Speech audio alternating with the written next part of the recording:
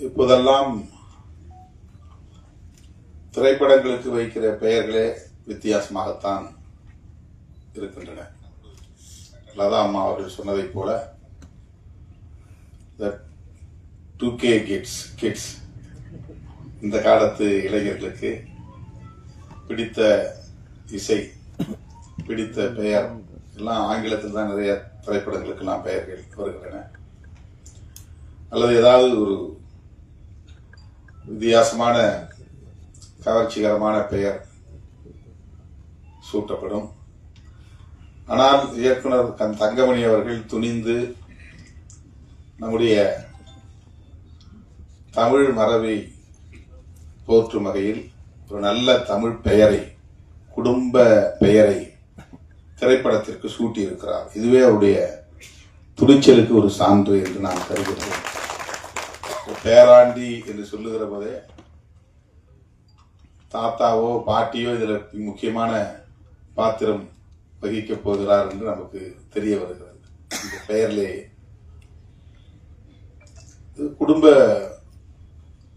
பெயராகவும் அமைந்திருக்கிறது. ஒரு குடும்ப திரைப்படம் என்பதையும் இந்த பெயர் நமக்கு சொல்லாமல் சொல்லுகிறது. வரக்கூடிய திரைப்படங்களில் நிறைய அரசியல் நெறி உண்டு. சில படங்களில் சாதி பெருமிதம் உண்டு. சில படங்களில் சாதி ஒழிப்பு அரசியலை பேச வேண்டும் என்கிற அந்த கருத்தியல் போக்கை நாம் பார்க்கிறோம். இன்றைய சூழலுக்கு ஏற்ப காதல் கதையாக இருந்தாலும் குடும்ப கதையாக இருந்தாலும் இந்த காலத்து இளைஞர்களுக்கு ஏற்ப பெயர் சூட்டுவதில் இயக்குனர்கள் கவனமாக இருக்கிறார்கள். ஆனால் நம்முடைய இயக்குனர் தங்கமணி அவர்கள் லதா மேடம் இதில் இருக்கிறார் என்பதனாலே என்னவோ அந்த பெயரை தேர்வு செய்திருக்கிறார் என்று நான் கருதுகிறேன். அது பொருந்துகிறது. ஒருவேளை பெயர் முன்னே கூட அவர் தேர்வு செய்திருக்கலாம். அவர் இந்த காலத்துக்கும் பொருந்தக்கூடியவராக இருக்கிறார் லதா அம்மா என்பது பாராட்டுதலுக்குரியது. அவங்க சொன்னாங்க, உலகம் சுற்றும் வாலிபன் தான் நான் முதல்ல நடிச்ச படம். எனக்கு திடீர்னு என்னுடைய பழைய நினைவுகள். நான் பார்த்த முதல் படமே உலகம் சுற்றும் வாலிபன் தான். நான் இப்ப 8வது படிச்சிருந்தேன், நீங்க இப்ப 10வது படிச்சிருந்தீங்க. நான் எங்க கிராமத்துல கரும்பு வெட்டுற தொழிலாளிகளோட கருப்பங்காட்டுல இருந்தேன் வேலை செஞ்சுக்கிட்டு. லீவு நாள்லாம் வேலைக்கு போவோம். சும்மா ஒரு சம்பளத்துக்கு போறதில்ல, சும்மா போறது. அம்மா இருக்கிறாங்க அப்பா இருக்கிறாங்கன்னு காட்டுக்குள்ள போவோம். கருப்ப சோலையில இருந்துட்டு வேலை செய்யறது, கரும்பு ஒடிச்சு திங்கிறது, அந்த மாதிரி. அப்போ கருப்பம்பால் வெள்ளம் காய்ச்சற இடத்துல ஒரு பெரிய கொப்பரையில கருப்பம்பால் கருப்பஞ்சாறு கொட்டி பால் அந்த வெள்ளம் காய்ச்சுவாங்க. அந்த மனம் அப்படி இருக்கும், அருமையா இருக்கும். இந்த வெள்ளத்தை காய்ச்சிற போது பக்கத்துல இருக்கு அதுல அந்த கருப்ப அந்த கொப்பரைக்கு கீழே அந்த இதை எடுத்து போடுறாங்க பாருங்க, கருப்பன் சக்கையை எடுத்து போடுவாங்கல்ல. அவரு என்ன கேட்டாரு, தம்பி இன்னைக்கு நாங்க சினிமாவுக்கு போறோம் வரியா அப்படின்னு என்ன கேட்டாரு. நான் கீழே நின்றுட்டு இருந்தேன். எட்டி பார்த்தோம், உள்ள திக்குன்னு எரியுது அப்படியே. அவரு தூக்கி போறாரு கருப்பன் சக்கையை. அதை வேடிக்கை பார்த்துக்கிட்டு இருந்தேன். அவரு எங்க அப்பாவுக்கு நண்பர். அவரு இந்த ஆசையை தூண்டி விட்டாரு, சினிமாவுக்கு போறோம். எனக்கு என்ன படம் அப்படின்னா எம்ஜிஆர் படம். எங்க போகணும்னா திட்டக்குடின்னு ஒரு ஊருக்கு, நகரத்துக்கு. அது எங்க ஊர்ல இருந்து நடந்துதான் போகணும், பஸ் எல்லாம் கிடையாது. 8-10 கிலோமீட்டர். இது எப்படி எங்க அப்பாவிட்ட போய் சொல்றது, எனக்கு பயம். ஏன்னா சினிமாவெல்லாம் போனா அது குற்றம்னு எங்க ஊர்ல அப்போ ஒரு மைண்ட் செட்.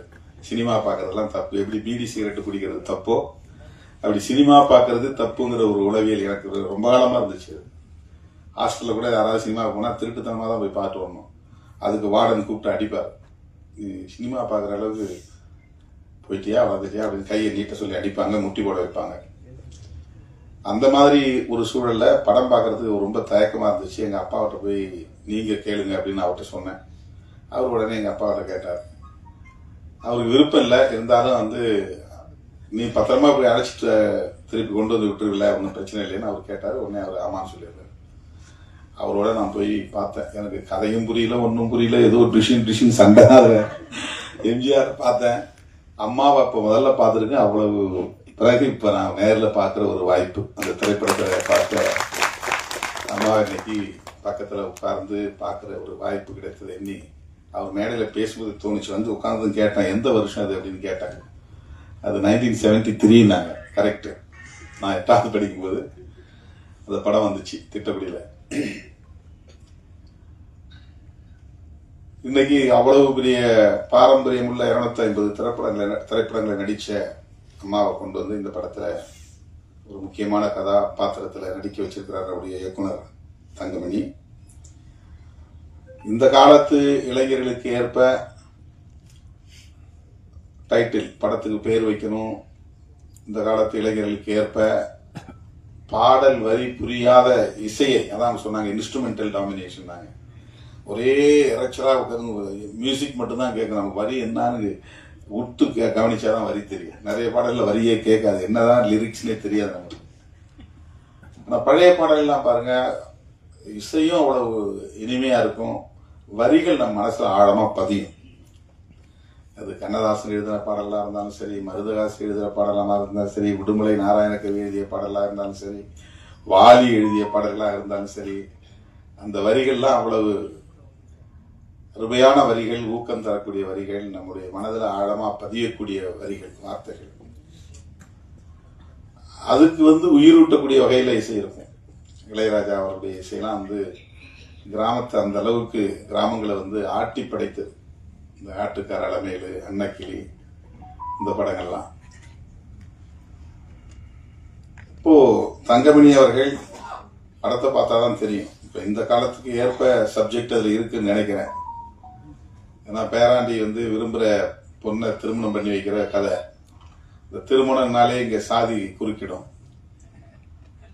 அகமண முறைங்கிறது தான் சமூகத்தில் இருக்கிற நடைமுறை. சட்டத்துக்கு புறம்பான ஒரு நடைமுறை தான், ஆனா அதுதான் சமூக நடைமுறையா இருக்கு. ஒரே சாதிக்குள்ளதான் திருமணம் பண்ணணும் அப்படிங்கிறது நீண்ட காலமா இருக்கு. சட்டம் அதை தடை செய்யல, ஆனாலும் அப்படி ஒரு நடைமுறை. அது பல்வேறு பிரச்சனைகளுக்கு இடம் கொடுக்கிறது. அது தொடர்பா கொலை வரையிலும் போயிடுறாங்க. ஆணவ கொலைகள்லாம் நடக்குது. திரைப்படத்துக்குள்ள காதலை எப்படி வச்சிருக்கிறான்னு தெரியல. ஆனா அந்த பாடல் காட்சிகளை நம்ம பார்க்கிற போது பாடல்களும் பொருள் புதிந்ததாக இருக்கிறது. அதற்கு ஏற்ப இசையும் அருமையாக இருக்கிறது, கேட்க இனிமையாக இருக்கிறது. அதனாலதான் அவர்கிட்ட சொன்னேன், நல்லா பண்ணிருக்கீங்க, படம் ஹிட் ஆகும், உங்க பாடல் நல்லா இருக்கு அப்படின்னு சொன்னேன். தம்பி அரவிந்த்ராஜ் இங்க மேடையில பேசும்போது இதுதான் முதல் மேடைனாரு. ஆனா அவருதான் பேசுனதுலேயே ரொம்ப சிறப்பா பேசினாரு.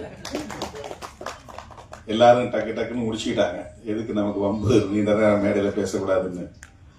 ஆனா அவர் இந்த கதை, இயக்குனருடைய உழைப்பு, அவருக்கு இருந்த அனுபவம் எல்லாத்தையும் நல்லா பேசினார்.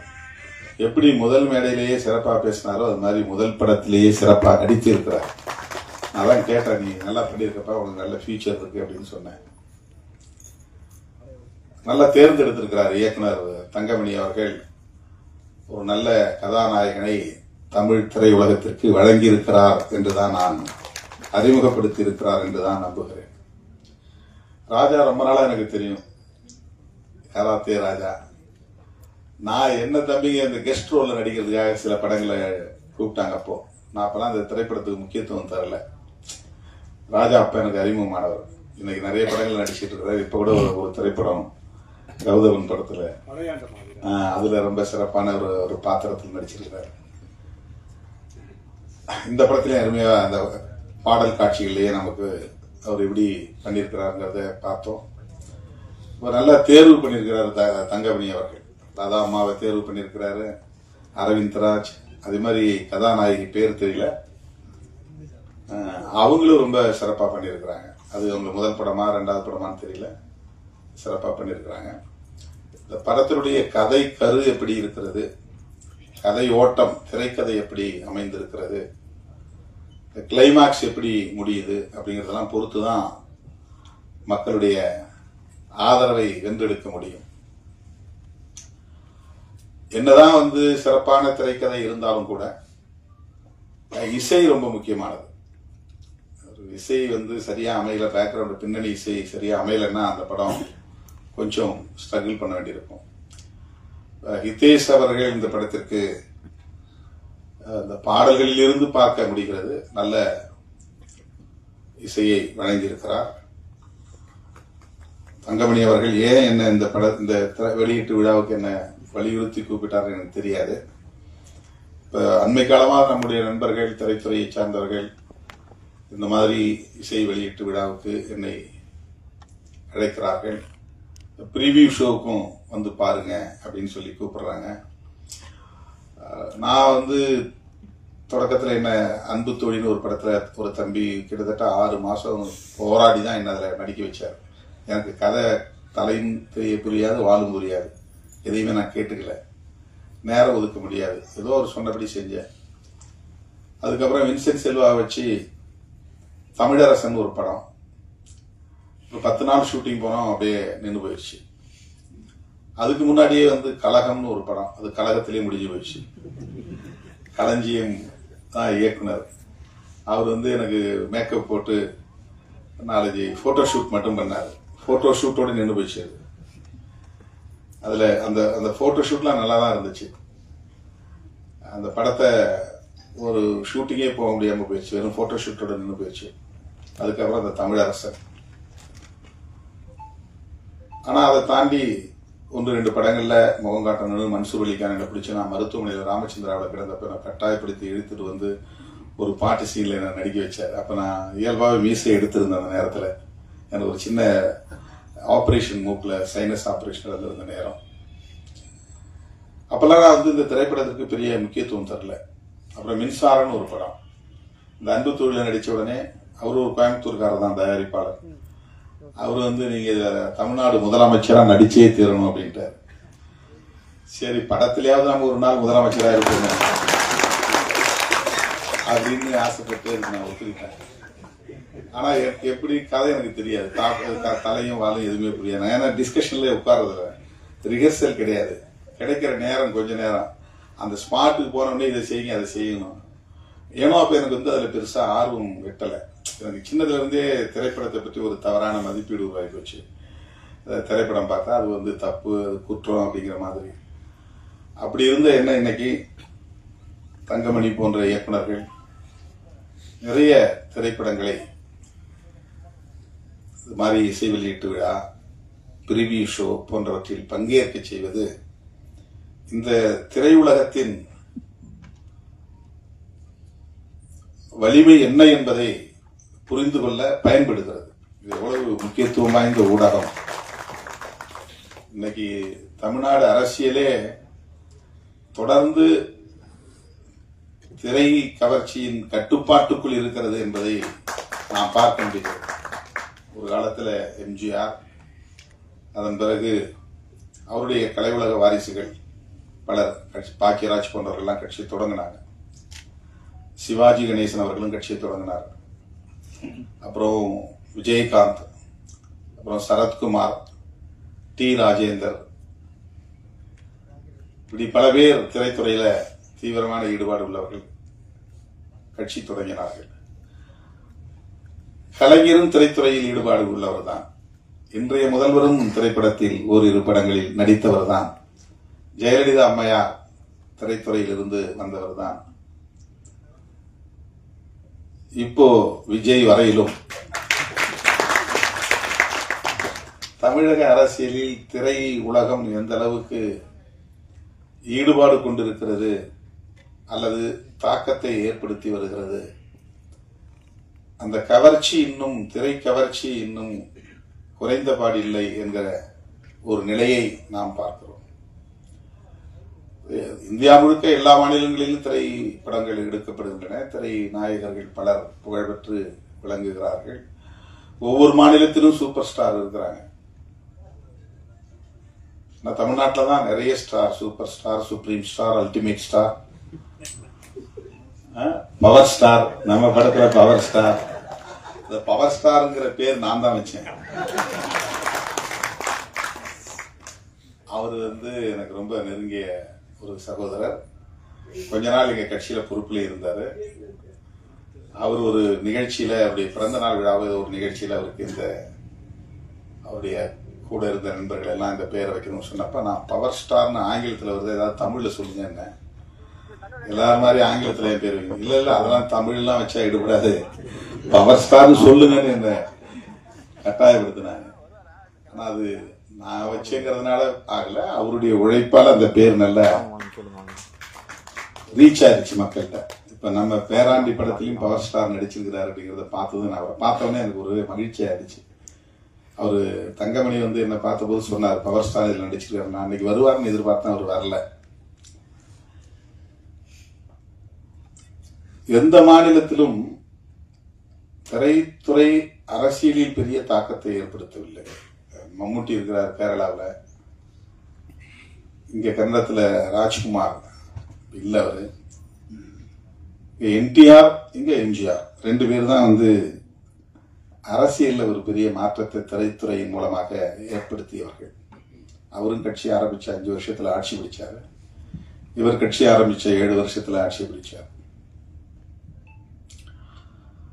ஆனா இன்னும் தமிழ்நாட்டுக்குள்ள திரைத்துறை சார்ந்தவர்கள் இயக்குனராகவோ இசையமைப்பாளராகவோ அல்லது கதாநாயகராகவோ கதாநாயகியாகவோ நடித்தவர்கள்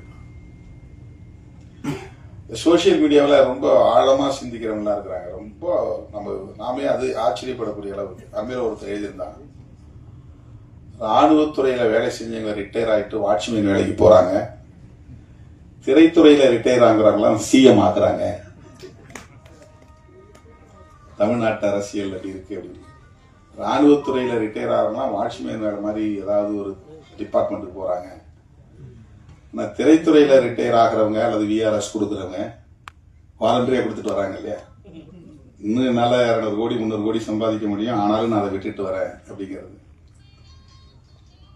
பட் இங்க அவங்க எல்லாம் முதலமைச்சர் கனவோட வராங்க அப்படின்னு சொல்றாங்க.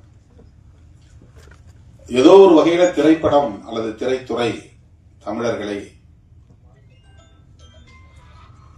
ஆளுமை செய்கிறது, ஆதிக்கம் செய்கிறது. இப்ப நான் என்ன யோசிக்கிறேன் அப்படின்னா, 15-20 வருஷத்துக்கு முன்னாடியே எனக்கு இந்த துறையில கதவு திறந்தது, சிவப்பு கம்பல் விரிக்கப்பட்டது.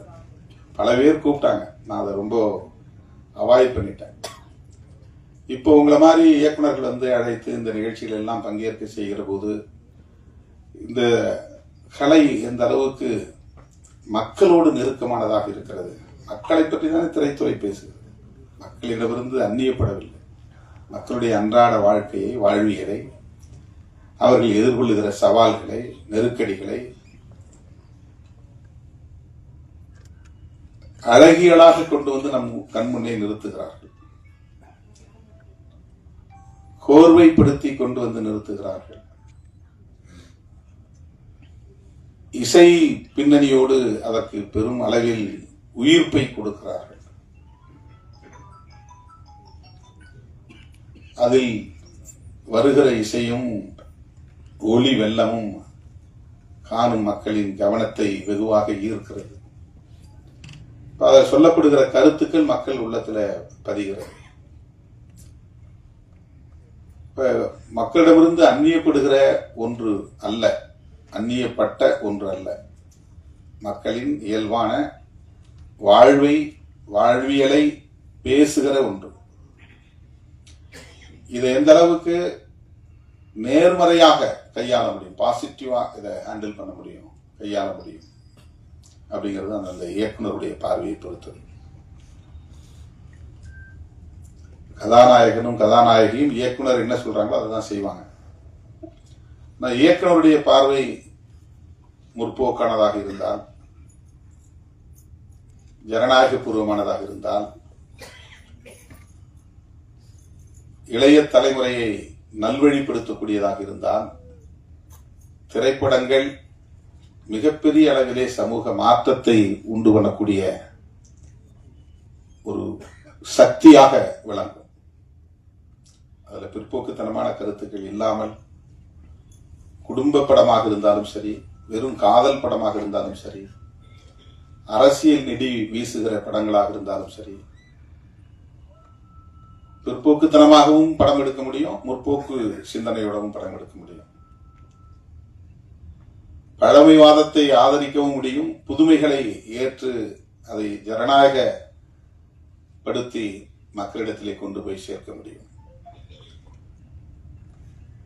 தங்கமணி அவர்கள் என்னை தேடி வந்து இந்த இசை வெளியீட்டு விழாவிலே பங்கேற்க வேண்டும் என்று முடிவெடுத்தார், அழைத்தார் என்றால் நான் அவரை ஒரு ஜனநாயக சிந்தனையாளராகத்தான் பார்க்கிறேன், முற்போக்கு சிந்தனையாளராக பார்க்கிறேன். இல்லைன்னா அவர் என்ன சூஸ் பண்ண வேண்டிய அவசியம் இல்லை.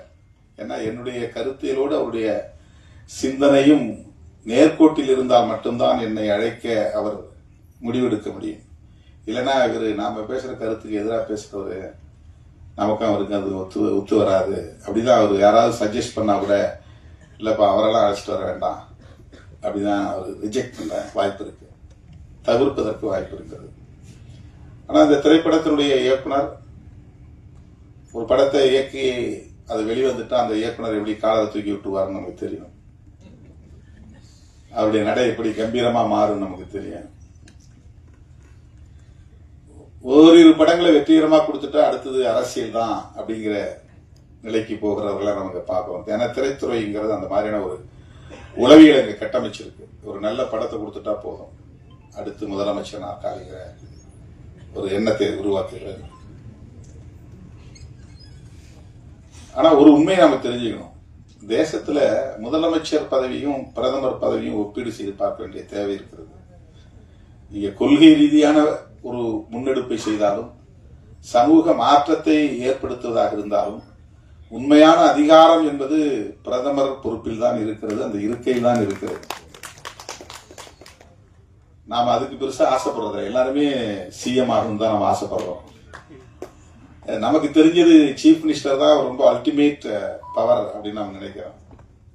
உண்மை அது இல்லை. இது வந்து ஒரு தாசில்தார் ஆபீஸ் மாதிரி தான். இது ஒரு கலெக்டருக்கு கீழே இருக்கிற ஒரு பெரிய அளவில் இதை வந்து நீங்க கொள்கை முடிவுலாம் எடுக்க முடியாது. சமூக மாற்றங்களை பெருசா செய்ய முடியாது. ஒரு ஊழல் இல்லாத அரசாங்கனால ஒரு மாநிலத்தில் கொடுக்க முடியும்னு சொல்லலாம், மாநில உரிமைகளை பாதுகாக்க முடியும்னு நம்ம சொல்லலாம். ஆனா உண்மையான அரசியல் அதிகாரம், ஆட்சி அதிகாரம் எங்க இருக்குன்னா கான்ஸ்டிடியூஷன் பிரகாரம் பார்த்தா டெல்லியில தான் இருக்கு, பிரதமர் பதவி தான் இருக்கு.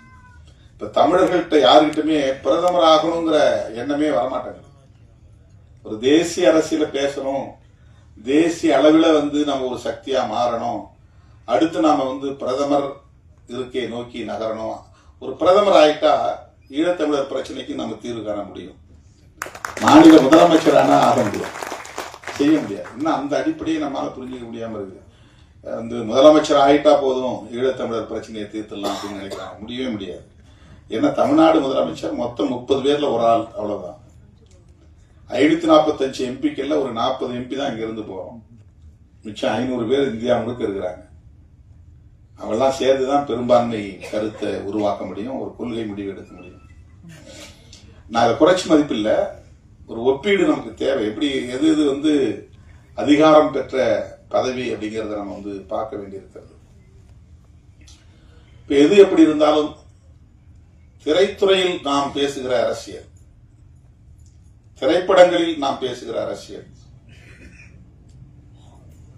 இன்றைக்கு உலகமே ஜனநாயகத்தை வலியுறுத்துகிற ஒரு இடத்தை அடைஞ்சிருக்கிறோம். ஏன்னா ஒரு காலத்துல மன்னர் ஆட்சி காலம் இருந்துச்சு, அப்ப எதேச்சதிகாரமான போக்கு இருந்துச்சு. அதெல்லாம் இன்னைக்கு எந்த நாட்டிலும் இல்லை. எல்லா நாடுகளும் ஜனநாயக அரசுகளாக இன்னைக்கு மாறி இருக்கிறது. ஜனநாயகம் தான் 20ஆம் நூற்றாண்டின் மிகச்சிறந்த கண்டுபிடிப்பு. அதுதான் இன்னைக்கு நம்மளெல்லாம் இந்த சுதந்திரத்தை தருது, அதுதான் பேச வைக்குது, அதுதான் நம்மளை வந்து உரிமைகளை கோர வைக்குது, அதுதான் நம்மளை வந்து இப்படி ஒரு படம் எடுக்க முடியும் அப்படிங்கிற ஒரு சுதந்திரத்தை அது தருகிறது. ஜனநாயகம் தான் சுதந்திரத்தை தருகிறது. அந்த ஜனநாயக சிந்தனை அப்படிங்கிற விஷயத்த இன்னும் ஆழமா ஆழமா ஆழமா மக்கள்கிட்ட நம்ம கொண்டு போய் சேர்க்கணும். பாகுபாடு கூடாது, உயர்ந்தவன் தாழ்ந்தவன் பிறப்பின் அடிப்படையில் இல்லை, ஆணும் பெண்ணும் சமமானவர்கள் தான், எந்த பாகுபாடும் ஜெண்டர் டிஸ்கிரிமினேஷன் அப்படிங்கிறது கூடாது. இதையெல்லாம் நாம் வந்து ஏதாவது ஒரு வசனத்துல போற போக்குல அதை சொல்லும் போது அது ஆழமா ஒரு குழந்தையின் உள்ளத்துல பதியும். சாதி பெருமிதம் பேசுறதுங்கிறது பழமைவாதம். சாதிலாம் வேண்டாம், நாம எல்லாம் வந்து ஜனநாயகமா சமத்துவமா சகோதரத்துவமா வாழ்வோம் அப்படின்னு சொல்றது இடதுசாரி அரசியல் முற்போக்கு சிந்தனை. அவ்வளவுதான். இதுல ஒன்றும் பெரிய விஷயம் கிடையாது. நீ கம்யூனிஸ்ட் கட்சியில சேர்ந்தாதான் ஒரு இடதுசாரி முற்போக்குன்னு அர்த்தம் கிடையாது. ஜனநாயகத்தை நம்பினாலே அது இடதுசாரி சிந்தனை தான், அது முற்போக்கு சிந்தனை தான். ஜனநாயகத்தை நம்புறதுங்கிறது வேற என்ன? சுதந்திரம், சமத்துவம், சகோதரத்துவம், அவ்வளவுதான் டெமோக்ரஸி.